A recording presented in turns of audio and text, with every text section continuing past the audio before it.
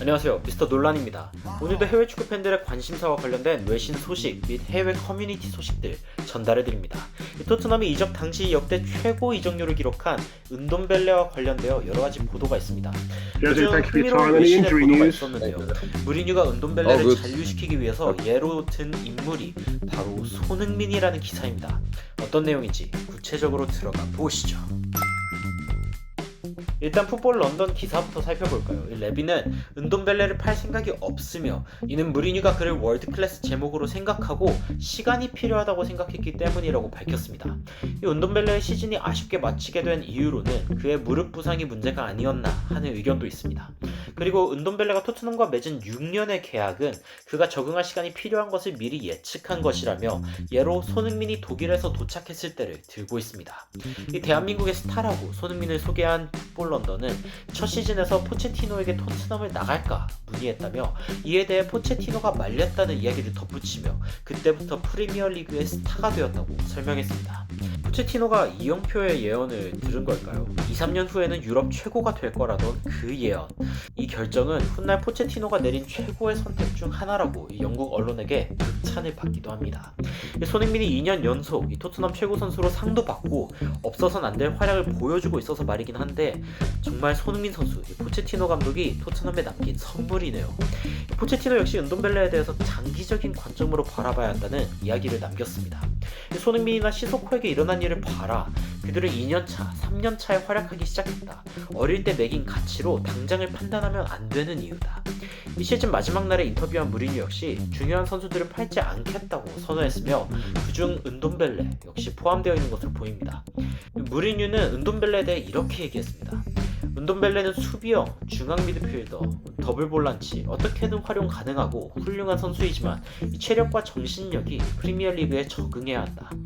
최근 은돔벨레가 인테르에 관심을 받고 있다지만 사실상 이적하지 않을 것으로 보이는 이유입니다.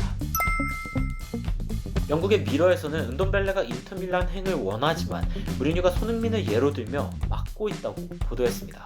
훨씬 직접적인 보도인데요. 손흥민 역시 1년간 토트넘에서 지낸 뒤 확실한 주전 자리를 꿰차지 못하자 이적을 고려했으며 지금의 은돔벨레와 비슷한 상황이라고 설명했습니다. 무리뉴가 모드리치에 대해 언급한 것도 짚으면서 2012년 레알의 최악의 영입으로 지목된 모드리치가 이후 4번의 챔스 우승을 한 것에 대해 이야기를 했네요.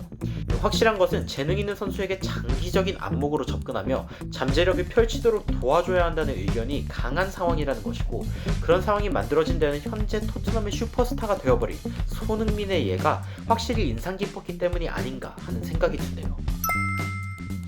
최고의 반전이었지. 상황이 어떻게 역변하곤 하는지.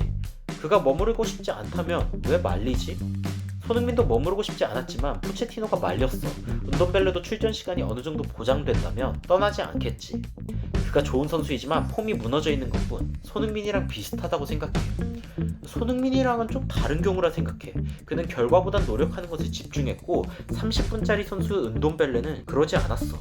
그가 머무르고 싶지 않다면 굳이 동기부여를 시켜줄 필요가 있을까? 최대한 뽑아먹을 수 있을 때 팔자. 이 해외에서는 관련된 뉴스 보도를 접하고선 손흥민과 은돔벨레의 경우는 다르다고 이야기하거나 혹은 손흥민처럼 믿어줘야 한다고 의견이 분분했습니다. 여러분들 생각은 어떠신가요?